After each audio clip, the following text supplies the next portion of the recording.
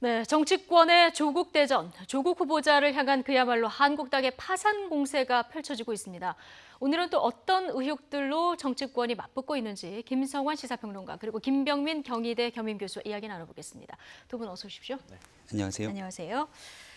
조국 후보 관련해서 주로 가족들과 관련한 의혹들이 지금 많이 불거지고 있는데요. 이번에는 조 후보자 딸의 장학금 논란이 검증대 위에 올랐습니다. 어떤 내용인지 영상으로 먼저 보겠습니다.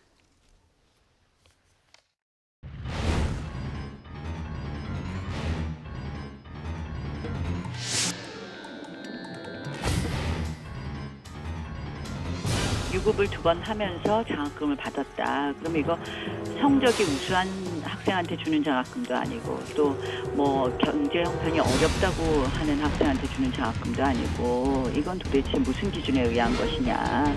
결국 본인이 스스로 이야기했던 장학금 수여 기준은 경제 상태로 해야 된다 하던 그 말하고도 다르지 않느냐. 또 뭐 그 장학금 수여한 교수가 지금 부산 의료원장이 됐다. 뭐 이런 여러 가지 의혹이 있지 않습니까?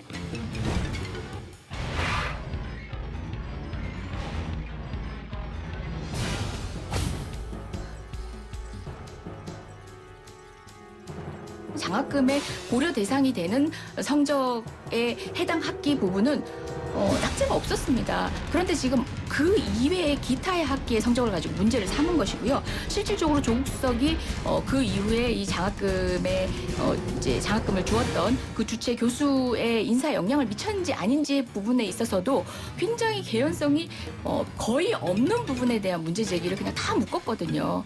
그리고 그러니까 일반인들의 어떤 정서에 일단 한번 던져보자는 식의 문제 제기, 언론부터 조금 조심하셨으면 좋겠습니다. 네, 지금 여야 입장 다 듣고 오셨는데요. 지금 일단 유급을 받았는데 경력차 장학금, 면학 장학금을 지급했다 이런 이제 설명이 있었는데 야당은 이 부분 좀 상식적이지 않다 이렇게 얘기를 하는 것 같습니다. 네, 맞습니다. 총 6차례의 장학금을 받았다는 건데요.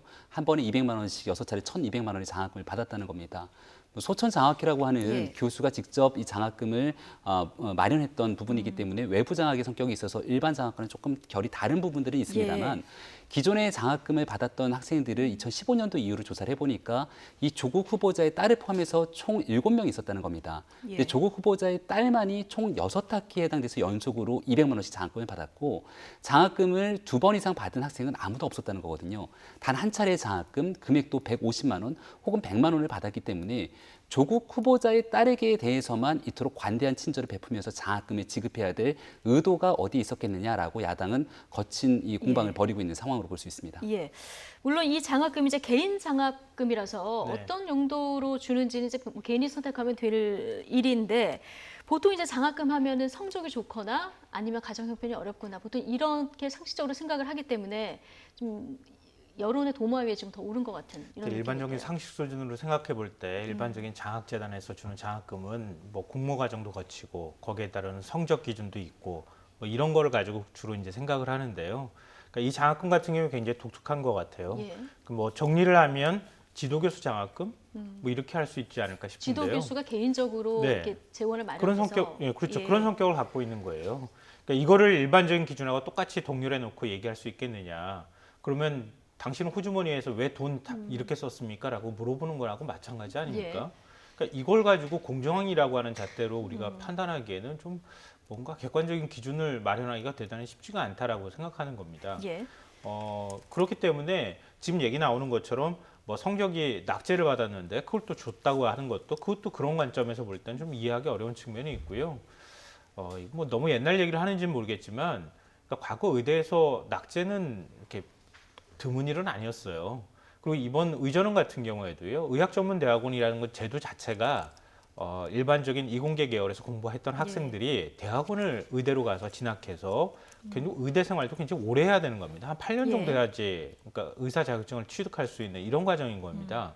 그러니까 일반적으로 이공계 그 예전에 이제 의대 예과 학생들이 배웠던 코스 같은 그러니까 일반적인 이공계열에서 학과를 다니다가 그 다음에 의대를 갔기 때문에 공부하는 데 상당히 쉽지 않은 예. 과정일 수 있어요.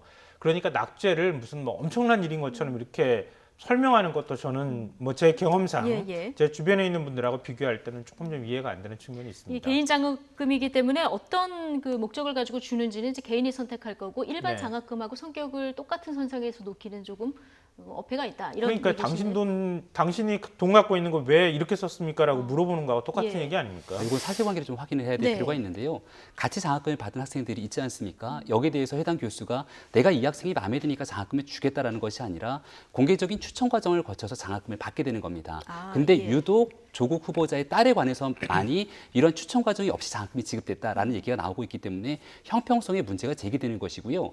외부 장학이라 할지라도 이것은 학교에서 재원을 마련하는 장학금이 있을 것이고 외부에서 장학금을 주게 되는 외부 장학들이 존재합니다만은 이 모든 장학금이 대학 평가 등에서 장학금에 대한 기초 이런 통계 산정들이 되기 때문에 여기에 대해서는 엄격한 기준으로 관리되는 것은 굉장히 당연한 일입니다. 예. 따라서 그 기준에 대해서는 이것을 성적으로도 줄 수 있고 가정 형편이 어려운 사람에 대한 기준 이런 것들을 마련하는 거에 대한 차이는 있을 뿐 이 장학금을 바탕으로 특정 학생에게 굉장히 많은 특혜를 주기 위해서 장학금을 줬다면 이것 또한 문제가 제기될 수 있는 건 아주 당연한 예. 일이라고 볼 수 있습니다. 지금 뭐 또 하나 야당에서 제기하고 있는 문제가 장학금을 준 A 교수가 6월에 이제 부산 의료원장으로 임명이 되는데 취임을 하는데 임명권자가 이제 오거돈 부산시장입니다.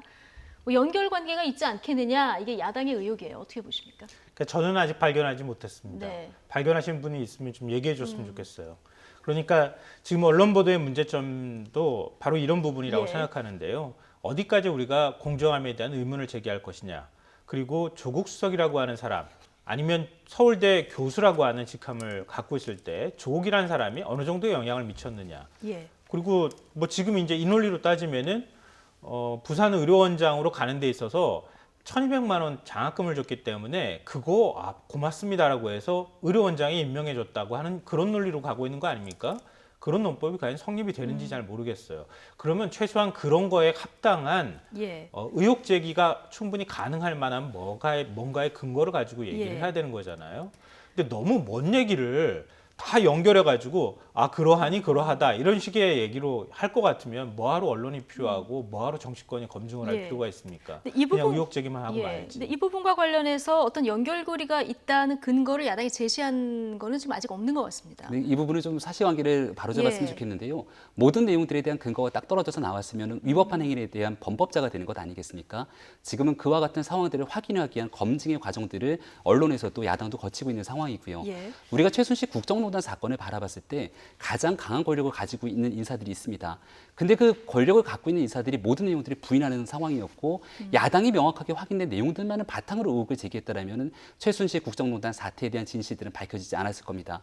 이화여대에 대한 정유라에 대한 입시 비리 문제가 터졌을 때도 해당 학교 교수들은 모두 손사래를 쳤습니다. 아무도 여기에 대해서 명확한 사실관계가 입증되지 않았다라고 했지만 예. 박영수 특검 이후로 특검에 대한 여러 가지 조사가 이루어지고 난 뒤에 여기에 관련된 여러 교수들이 실질적인 사법적 처벌까지 받게 되는 과정으로 이르게 됩니다. 지금 우리가 조국 후보자에 대해서 얘기하게 되는 것은 단순한 법무부 장관 후보자가 아니라 문재인 정부 출범과 함께 정부의 가장 강한 권력을 갖고 있다는 민정수석 자리에 있었고 그 민정수석 자리에 있었던 상황에서 일어난 일들에 대한 바탕으로 의혹을 제기하는 겁니다.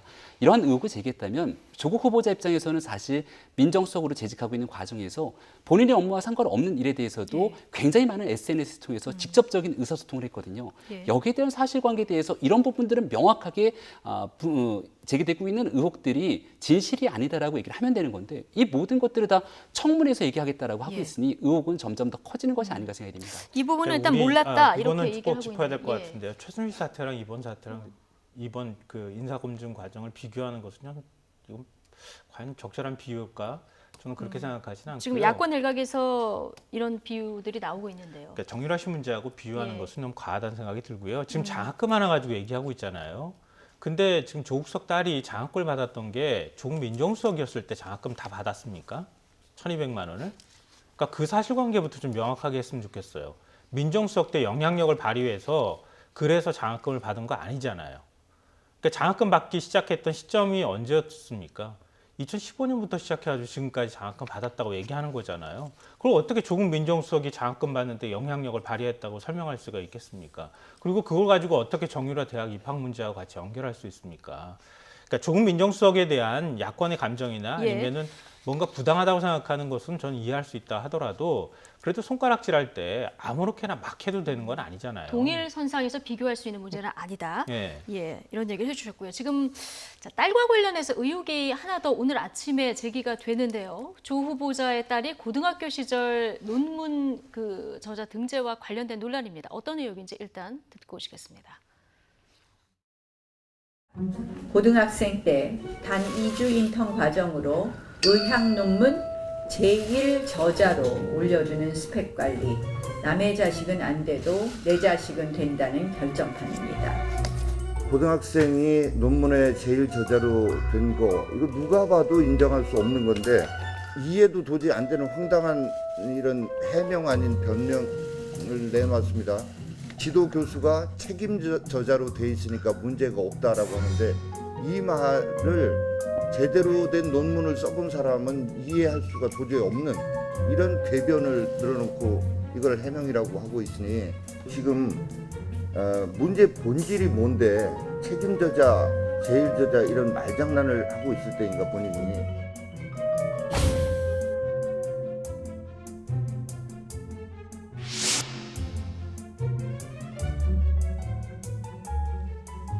네.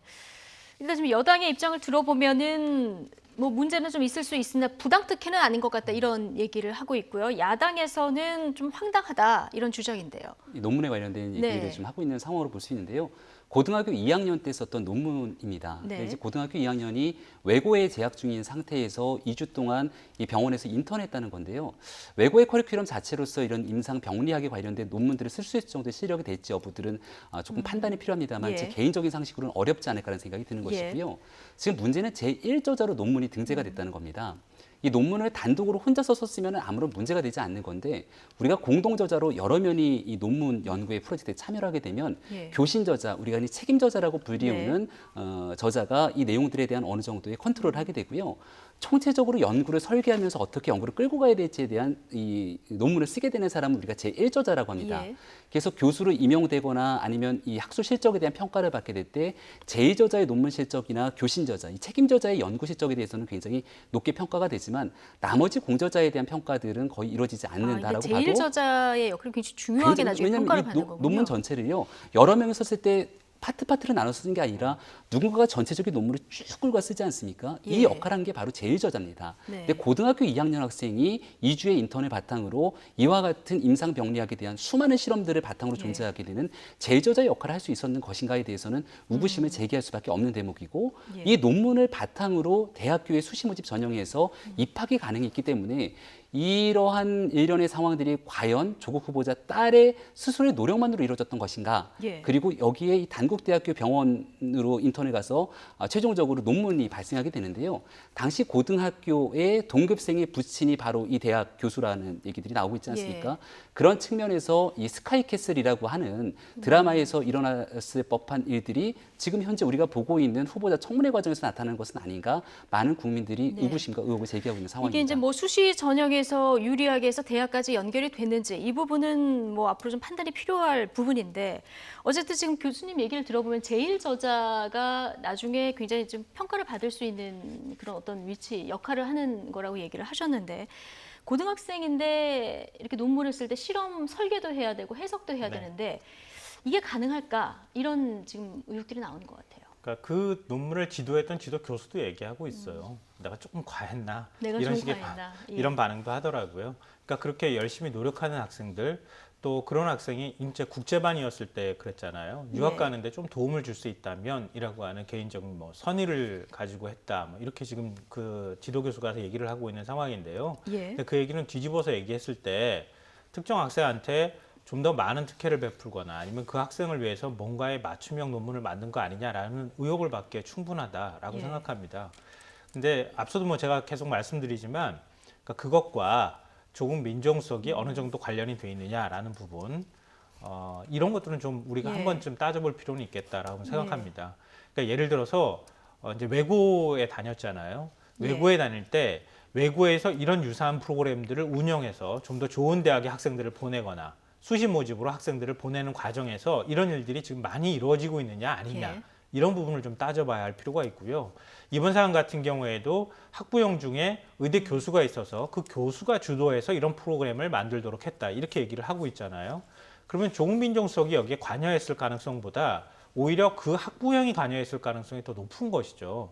그러니까 이거는 우리 사회에 있어서 그 입시제도에 관한 문제, 또 외고의 어떤 현실에 관한 문제, 네. 이런 측면으로 접근하는 것이 방향으로 보면은 책임을 묻는다고 하면 그 방향에 관한 책임이 훨씬 더 크다 이렇게 보고요. 네. 그리고 그렇다 하더라도 지금 법무부 장관 후보자의 자녀에 관한 문제고 자녀가 스스로 하던 그 학교에서 했던 일이라 하더라도 그런 일에 의해서 예를 들어서 논문을 작성해서 그게 직접적인 수시 모집에 있어서 대학에 당락에 영향을 미쳤을 것이다 라고 하는 게 우리가 객관적으로 확인할 수 있다고 하면은 그 부분은 국민 정서상 맞지 않을 수 있는 예. 부분이 있다라고 생각합니다. 예.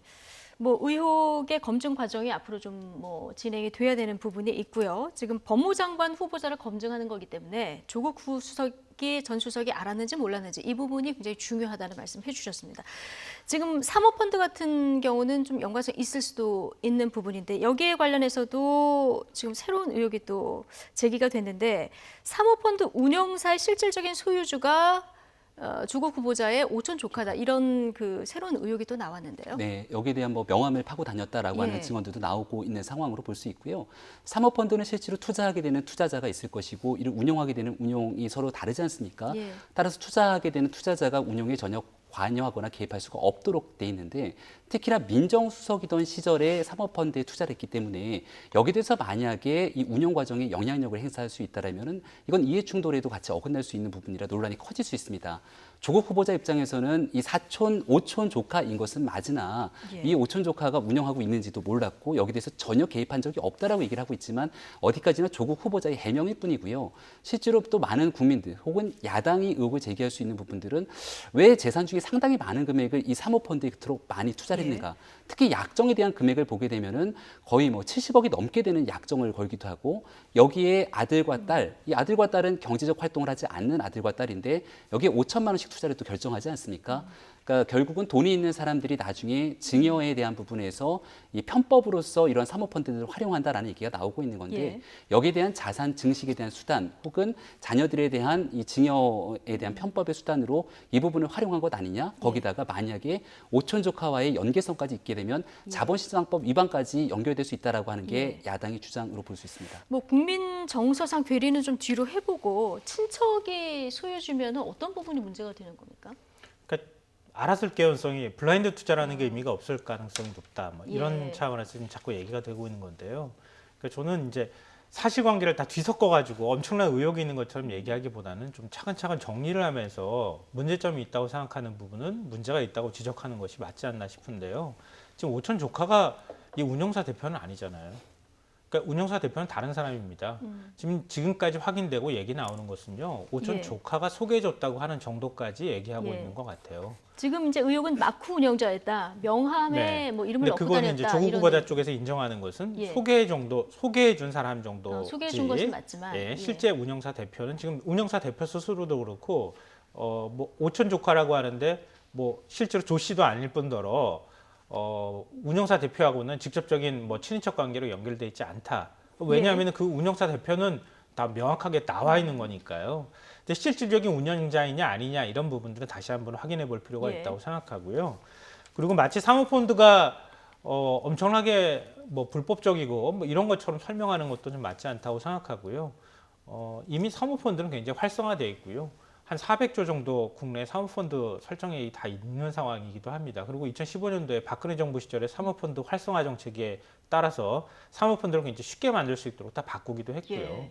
그러니까 사모펀드는 불법적인 부분이 아니다라는 것 하나고요. 또 하나는 이제 가족들이 투자 설정액을 뭐 한 70억 정도를 했다. 자기 자산보다 더 많은 금액을 했다. 이렇게 얘기하는데요. 펀드에 대해서 아는 분한테 물어보면 그렇게 쉽게 비유를 하더라고요. 마이너스 통장 만들어준 거다. 그러니까 마이너스 통장을 만들어줬다고 해서 제가 마이너스 네. 돈을 다 꺼내 쓰지는 않잖아요. 그러니까 마이너스 통장을 만들어서 그만한 금액을 나중에 투자할 수 있습니다라고 하는 정도의 수준인 것이지 그게 곧 뭐 다 투자한다고 보기는 어렵다. 제가 펀드 이런 거 잘 몰라서 그러는데 투자자 입장에서는 예를 들어서 100억 가운데서 70몇 억을 약정을 했다.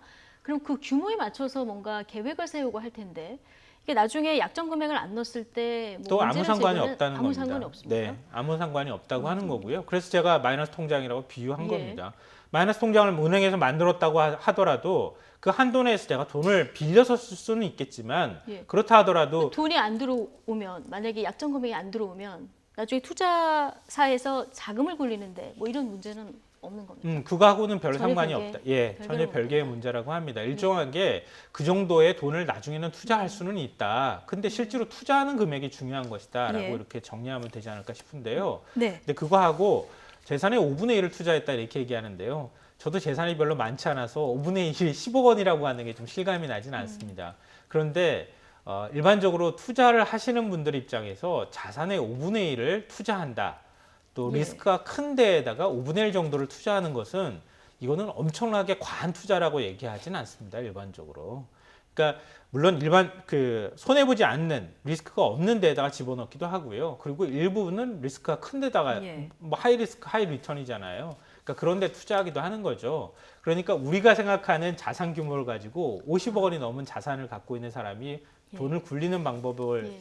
뭐 직접적으로 비유하기는 조금 좀 문제가 있다고 생각합니다. 저 정도의 이제 자산 규모로 생각을 하면 안 되겠군요. 네, 5분의 1. 그렇죠. 예. 50억 중에서 10억 원을 좀 리스크가 큰 데다 투자하는 거잖아요. 예. 그러니까 우리가 생각할 때 1억 원의 그 자금을 굴릴 여력이 있으면 주식이나 아니면 펀드형 중에서 나중에 손실률이 클 수 예. 있는 펀드에다가 한 2천만 원을 투자하는 거랑 마찬가지 아닙니까? 그러니까 그런 개념으로 생각하면 이게 그렇게 과한가 그 정도는 아닐 네. 것 같아요. 관건은 그러니까 블라인드 투자에 맞게 투자했느냐 아니냐의 부분인데 이거는 확인할 필요가 있다고 생각합니다. 예. 우리가 확인해 봐야 되는 건 이 문재인 정부에서의 198명이어야 되는 고위공직자 중에 단 한 명도 사모펀드에 투자한 전례가 없는지를 좀 봐야 됩니다. 그러니까 우리가 백지 신탁이라고 하는 제도를 다른 사람들도 좀 다른 봐야 된다. 고위공직자들 입장에서 예. 사모펀드를 왜 그럼 투자하지 않겠는가? 뭐 국회의원들까지 해서 다. 예, 그러니까 198명 예. 문재인 정부에 있는 정부에 있는 고위공직자를 얘기하는 겁니다. 고위공직자들만? 국회의원을 예. 얘기하는 것이 아니라 그렇다면 이런 상황으로 봤을 때 사모펀드에 투자한다는 건 굉장히 말씀하셨던 것처럼 리스크가 있는 일이기도 합니다. 하지만 거기에 대해서 충분하게 보상을 받을 수 있는 투자 방법이기도 하고요. 예. 여기에 대해서 이 만약에 막대한 돈을 벌게 되면은 고위공직자 입장이기 때문에 내부 정보를 활용해서 돈을 번 것은 아닌가라고 하는 의혹이 제기될 수 있기 때문에 네. 돈을 벌더라도 문제가 될 수 있는 것이고요. 예. 자칫 잘못하면 내가 가지고 있는 막대한 재산을 굉장히 많은 리스크 때문에 잃어버릴 수 있는 내용이기 때문에 고위공직자 입장에서는 사모펀드를 투자하게 되는 예. 전례가 조국 후보자를 제외하고는 없었던 겁니다. 근데 지금 여기에 대해서 약정 금액만큼 투자하지는 않았는데 이 사모펀드에 또 이름 없는 투자 금액이 수십억이 들어왔다라고 얘기를 하고 있지 않습니까? 그런 여러 가지 전말들을 지켜보건데 지금 현재까지는 일부의 의혹들이 이렇게 지금 쌓여 있는 상황이고요. 이 내용들을 본격적으로 아마 청문회 과정들을 거치면서 사건에 대한 진실들이 조금 더 국민들에게 소상히 밝혀지지 않을까 싶습니다. 예. 조국 후보자는 이제 청문회에서 다 밝히겠다. 뭐 내일이라도 청문회 열어달라 이런 입장인데, 자 오늘 아침에 정책에도 좀 관심을 가져달라 어제 이야기를 했고요. 오늘 사실 정책과 관련한 얘기를 출근길에 했거든요. 가족과 이웃이 안전한 나라. 정책 얘기할 때 이제 사법개혁 관련한 뭐 메시지가 나오지 않을까 싶었는데 가족과 이웃이 안전한 나라.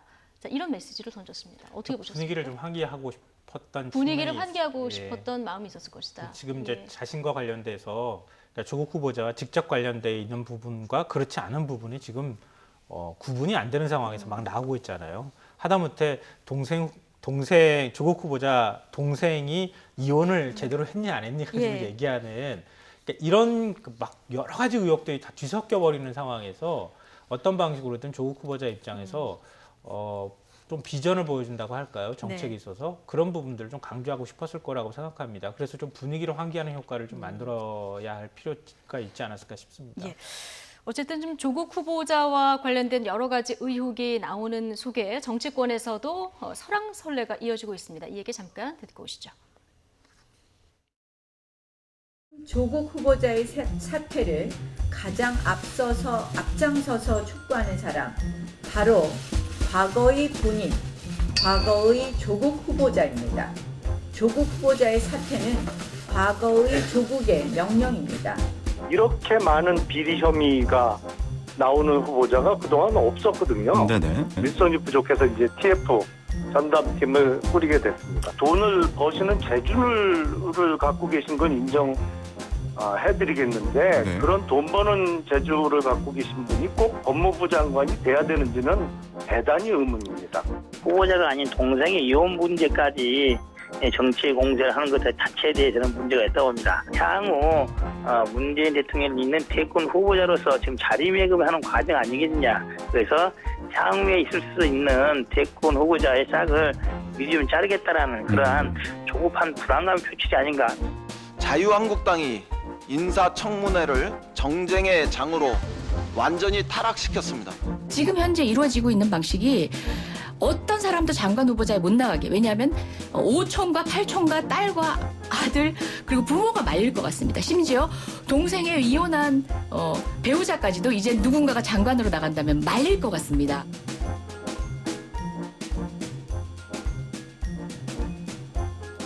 네. 네, 김용남 전 의원이었고요. 지금 이재정 의원 얘기를 들어봤을 때 이 정도 친인척, 가족 관련 의혹이 터지면 앞으로 누군가 가족 중에 장관 나가겠다 하면 다 뜯어 말릴 것이다. 이런 얘기까지 듣고 오셨는데 여러 얘기 중에 두 가지만 좀 짚어보겠습니다. 일단 이용주 의원 얘기가 좀 눈에 띄는데 지금 문재인 대통령을 잃는 대권 후보로서 이 고비를 넘어서면 자리매김하게 하는 과정 아니겠느냐.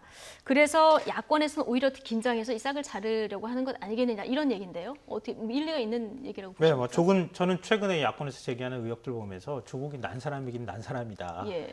이렇게까지 매달리면서 인사청문회 검증을 하는 경우는 그렇게 별로 못 본 것 같다는 생각이 들었습니다. 지금 제기된 의혹을 보면요, 저는 앞서도 계속 말씀드리고 하지만 확인해야 될 부분과 확인하지 않아도 될 부분, 또 이건 의혹 제기로서 과하다고 생각하는 부분과 이런 것들을 좀 구분해서 우리가 바라볼 필요가 있다고 생각하고요. 그걸 좀 언론이 잘 정리해주는 역할을 했으면 좋겠다고 생각합니다. 그런데 지금 언론이 오히려 더 그걸 뒤섞는 역할을 하고 하는 것에 대해서 좀 굉장히 언론 보도 태도에 대해서 좀 문제가 많다고 생각하는데요. 뒤섞는 건 아니고 야권발, 여권발 이렇게 해서 그러니까 무차별적으로 건데, 의혹을 제기하는 이런 방식이 예를 들면 기사 써도 마찬가지예요. 어떤 의혹을 제기할 거면 안에 있는 어떤 문건을 갖고 나오든가 아니면은 거기에 관련되어 있는 사람의 증언이 있거나 그래야지 보도를 할 수 있는 거거든요. 그러니까 다른 두 사안을 하나의 사안으로 엮어가기 위해서는 그 중간에 다리 같은 팩트가 필요한 겁니다. 근데 그거 아무것도 없이 조국이니까 모든 게 의혹이다 이런 식으로 연결하는 게 이게 과연 언론 보도 태도로서 타당한 것이냐?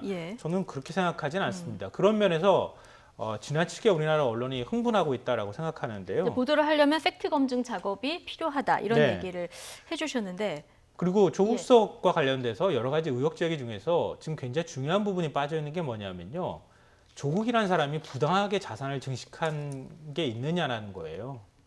그러니까 부당하게 자산을 증식한 게 지금 의혹 제기 중에 나온 게 있습니까? 없어요, 별로. 지금 운동화군과 관련되어 있는 부분도 조국 수석이 군 제대 후에 이사로 잠깐 등재돼 있었다고 하는 거, 그거 가지고 연결고리를 가지고 지금 얘기를 하는 거잖아요. 나머지는 가족과 관련되어 있는 부분이에요. 엄밀하게 말하면. 그러니까 그 가족의 문제까지 조국 수석이 다 물론 가족이니까 다 짊어지고 가야지라고 얘기할 수 있을 수 있다고 봐요. 물론 가족인데 어떻게 아무런 책임이 없을 수 있겠습니까? 근데 공직자로서 인사검증하는 데 있어서 그 가족의 모든 책임을 다 그 공직자가 져라라고 말하는 것은 저는 너무 과하다고 생각합니다. 그러니까 그런 것들을 좀 구분해내면서 의혹 제기를 하고 공격하더라도 공격했으면 좋겠습니다. 어쨌든 여야에서 나오는 여러 가지 발언들을 저희가 살펴보고 있는데 지금 각 당의 대부분 입장이 정해진 것 같은데 정의당은 아직 좀 유보적인 입장인 거죠? 네, 그러니까 좀 사건을 살펴보겠다라고 얘기하고 있는 건데요. 정의당 입장에서는 과거에 정의당이 데스노트라고 불릴 정도로 그래서 저희가 이제 관심을 보이고 있는 건데요. 친여권 정당이다 이렇게 볼 수도 있지 않습니까? 범여권으로 분류되기 때문에 여기서 정의당마저도 등을 돌렸다라고 하게 되면은 그동안 있었던 야권의 공세보다 훨씬 더 큰 파장력을 미쳤다라고 볼 수가 있는 건데요. 실질적으로 정의당이 과연 이번에도 조국 후보자에 대해서 데스노트 이름을 올릴 것인가에 대한 여부에 대해서는 갑론을박 의견들이 좀 팽배해 있는 것 같습니다. 하지만 그런 정의당이 지난번 4월 달에 있었던 보궐선거에서는 결국 민주당이랑 후보 단일화를 이루면서 선거운동을 할 때 거의 같은 당인 것 같은 이 선거운동전을 펼치기도 했거든요. 그래서 정의당의 입장은 저는 그렇게 중요하지는 않은 것 같다라는 생각이 들고요. 이렇게 여론의 과정들이 쭉 계속 청문회 전에 이렇게 좀 달가오르게 되면은 많은 대중들이 결국은 이 민심을 바탕으로 판단할 것 같은데 문재인 정부에서는 국회 인사청문회를 거치고 청문 보고서가 채택되지 않더라도 임명을 강행했던 전례가 굉장히 많습니다. 거의 역대급이라고 봐도 무방할 정도라고 보는데요. 따라서 조국 후보자 청문회 무슨 의미가 있어? 어차피 대통령 임명할 건데 라고 하는 기류도 굉장히 컸던 것 같습니다. 그렇기 때문에 야권 입장에서는 더 강한 공세를 펼칠 수밖에 없는 게 보통은 민정수석실에서 이와 같은 후보자, 고위공직자들에 대한 인사검증을 철저하게 하는 게 기본적인 통상 관례지만 조국 후보자 입장에서는 민정수석에서 사실은 나오자마자 거의 법무부 장관이 임명됐다라고 봐도 무방할 정도로 청와대 인사검증이 제대로 됐을 거다라고 판단하는 국민들은 많지가 않을 거라고 생각합니다. 따라서 그 인사검증에 대한 역할들을 사실상 야당과 언론이 대신해 줄 필요가 있다는 생각이 드는 대목이고요. 그리고 여기에 대해서 뭐 사돈의 팔촌 이야기까지 하긴 합니다만은 여러 연관돼 있는 사건들의 거의 핵심 정점에는 다 조국 후보자가 들어가 있거나 조국 후보자의 부인이 연결돼 있거나 하는 내용들이 바탕이 되는 겁니다. 따라서 이 내용을 중심으로 얼마든지 이야기를 끌어갈 수 있는 청문회 과정들이 진행되고 있는 거다 저는 이렇게 생각이 듭니다. 예, 야당의 이런 의혹들 청문회 통해서 좀 검증을 하면 될 것 같은데 청문회를 언제 할 거냐? 자, 이 문제를 두고도 여야의 기싸움이 좀 상당합니다. 각 당 입장 듣고 오시겠습니다. 민주당은 무조건 8월 30일까지는 인사청문회를 마쳐야 된다고 주장을 합니다. 때 아니게 법 해석을 굉장히 엄격하게 하고 있습니다. 결국 물리적으로 불가능한 일자를 주장함으로써 조국 인사청문회 등 인사청문회를 면피용으로 만들려고 하는 것으로밖에 해석되지 않습니다. 지금 야당에서는 이게 이제 뭐가 큰 거 있나 보다 하고 계속 청문회를 미루면서 공세를 하려고 하시는 것 같아요. 사실관계가 밝혀지면 야당도 이거 뭐 별거 없네 이래버리면 아마 곧 하게 되지 않을까 싶어요. 야당에서는 9월 초로 예상하는 것 같은데. 지금 9월 그럼 그렇죠. 한 열흘 가까이 추석 전에 하려고 그러는 것 같아요. 추석 전에. 예, 지금 뭐 조국 대전은 시작됐는데 청문회 일정이 안 잡히는 이런 상황입니다. 지금 여당에서는 법정 시한 내에 좀 하자 이런 입장인 거고 한국당은 좀 9월 초에 하자 이런 입장인 것 같아요. 그러니까 법정 시한 내에 하자는 게 너무 당연한 얘기인데 과거에 그렇지 않았던 전례가 있으니 그렇지 않겠다라고 하는 건 법을 어기겠다는 얘기나 마찬가지로 들려서 과연 그 주장이 얼마나 설득력이 있을까 잘 모르겠어요. 그러니까 일종의 이제 뭐 우리가 지금까지 쭉 얘기해왔던 것 같은 맥락이라고 보는데요. 정치 공세를 위한 공세를 하고 있다라고 생각합니다. 예. 그러니까 야당 입장에서는 정치공학적으로 얘기할 때 최대한 추석과 가까운 근접한 기간까지 조국 민정수석과 관련된 의혹을 한껏 키워가면서 인사청문회를 늦게 하면 할수록 전국을 운영하는 데 있어서 좀 더 유리하다. 황교안 대표가 다시 장애로 나가겠다고 하는 것하고 같은 맥락이라고 저는 생각하는데요. 그렇게 해서 추석 밥상머리 민심에 현 정부의 인사 문제가 다시 오르도록 하는 그런 이제 정치 전략을 쓰고 있는 거 아닌가 싶습니다. 시간을 조금 넉넉히 잡아서 추석까지 여론이 이어지도록 하려는 의도가 있는 것 같다 이렇게 보시는데 어떻게 보십니까? 정치적 셈법이 분명히 있다고 생각합니다. 이번에는 추석이 생각보다 조금 이르더라고요. 9월 둘째 주 정도가 추석인 것 같으니까 9월 첫째 주 정도에 만약에 청문회를 거치게 되면은 우리가 추석의 밥상머리 민심이라는 게 사실 내년 총선 앞두고 굉장히 중요한 역할을 하기 때문에 여기서 만약 조국 후보자가 낙마하게 되거나 아니면 낙마하지 않더라도 청문보고서 채택되지 않고 대통령 임명을 하느냐 마느냐를 두고 여러 가지 여론들이 뜨거워질 수 있는 기간이 도래할 수 있거든요. 따라서 여기에 대해서는 법에 대한 부분들을 얼마든지 좀 지켜나가는 테두리 내에서 여당과 야당이 좀 협의할 필요가 있다는 게 제 개인적인 판단이고요. 다만 그와 별개로 지금까지 제기되고 있는 무수히 많은 의혹들을 청문회 하루 동안 해소할 것이다라고 얘기하면 야권이 제기하고 있는 것처럼 적당히 여당이 물타기식으로 청문회를 끌고 갈 것이고 청문회 하루 지났으니까 모든 게 끝났다. 그리고 보고서 채택 안 돼도 대통령은 임명할 것이다라고 지금 야당은 생각하고 주장하는 건 아니겠습니까? 이런 주장이 전혀 무리가 아니다라고 얘기하기 위해서는 여기에 대해서 조국 후보자가 제기되고 있는 모든 의혹들에 대해서 과거에 했던 것처럼 청문회가 닥치지 않더라도 지금이라도 충분히 소상하게 설명하는 과정들을 거치게 된다면 조금 더 의미 있는 청문회를 준비할 수 있지 않을까 싶습니다. 짧게 요거 한마디만 좀 말씀드리고 싶은데요. 불과 1, 2주 전까지만 해도 나라가 무너질 것처럼 얘기했었습니다. 야당에서. 그러니까 지금 안보 위기다. 그리고 경제 위기다. 이렇게 얘기를 했었는데 그 목소리는 다 어디 갔는지 모르겠어요. 그리고 조국성 얘기는 한 번쯤 들어봐 줘야 되지 않겠습니까? 우리가 이렇게까지 조국 얘기를 이렇게 많이 하는데 조국 입을 통해서 인사청문회 자리에서 검증을 하더라도 거기서 검증하고요. 낙마시키려면 인사청문회 전에 이런 여러 가지 의혹과 관련해서 한번 자리를 마련하는 거는 저는 어떻습니까? 조국 수석이 좀 더 적극적으로 해명해야 할 필요도 있다고 생각하는데요. 다만 어려운 점도 있다고 생각합니다. 지금 이혼한 재수와 관련돼 있는 문제부터 시작해서 가족사에 관련돼 있는 문제들을 다 지금 얘기해야 되는 상황인데 그걸 다 얘기하는 게 과연 맞는지 잘 모르겠습니다. 전석 이제 조국 후보자가 그 부분에 대해서 굉장히 고민 많이 하지 않을까 싶습니다. 그러니까 그런 걸 시시콜콜이 얘기하는 것은 공식적인 자리에서 인사청문회 자리에서 얘기해도 충분하지 않을까 싶습니다. 예. 뭐 청와대는 좀 지켜보겠다 이런 입장인데요. 여러 가지 의혹들이 제기가 되고 있고 팩트를 통한 검증 작업이 앞으로 좀 진행이 돼야 되겠죠. 오늘 두 분 말씀 여기까지 듣겠습니다. 김성환 시사평론가, 김병민 경희대 겸임교수와 함께했습니다. 두 분 고맙습니다.